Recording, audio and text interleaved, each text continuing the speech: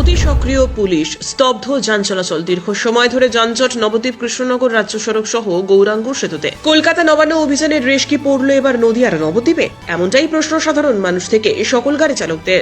আজ ভোর থেকে স্তব্ধ যান চলাচল, দাঁড়িয়ে সারি সারি বিভিন্ন পণ্যবাহী সহ যানবাহন। কেউ দাঁড়িয়ে ভোর 5টা থেকে, কেউ বা ভোর 4টে থেকে।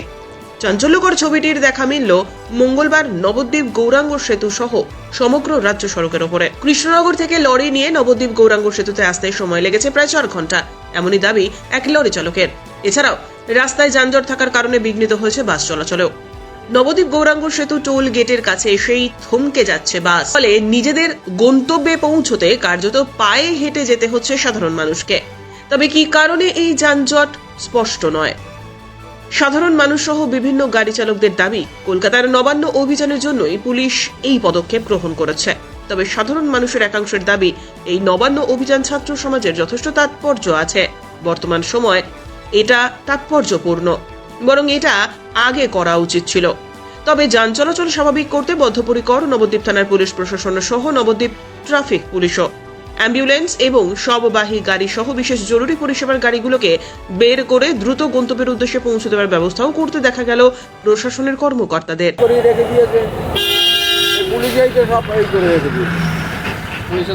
সকাল সকাল থেকে দাঁড় করানো, হ্যাঁ এখনো যেতে পারছেন না? এখনো যেতে পারছি না, আমরা যাবো ডান দিকে, আর আমরা যেতেই পারছি না।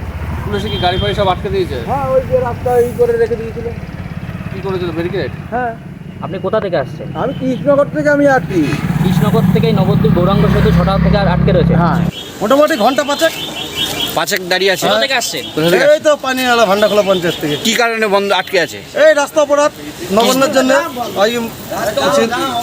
রাস্তা জাম করে রেখেছে। রাস্তা অপরাধ করে রেখেছে নো এন্ট্রির জন্য, এই নবান্নের জন্য। গাড়ি দাঁড়িয়ে আছে, খিদা পেয়েছে। আচ্ছা, এই গাড়ি নামিয়ে দিয়েছে।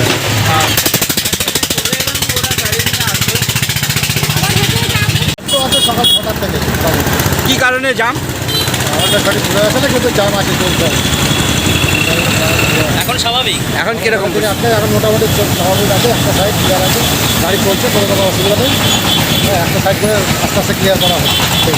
আগে নামিয়ে দিয়েছে, তারপরে টোটো উঠলাম, টোটোয় উঠে কোনো রকমে ওইটুকুনি এলো, গৌরনগর তো আমি হেঁটে আসছি।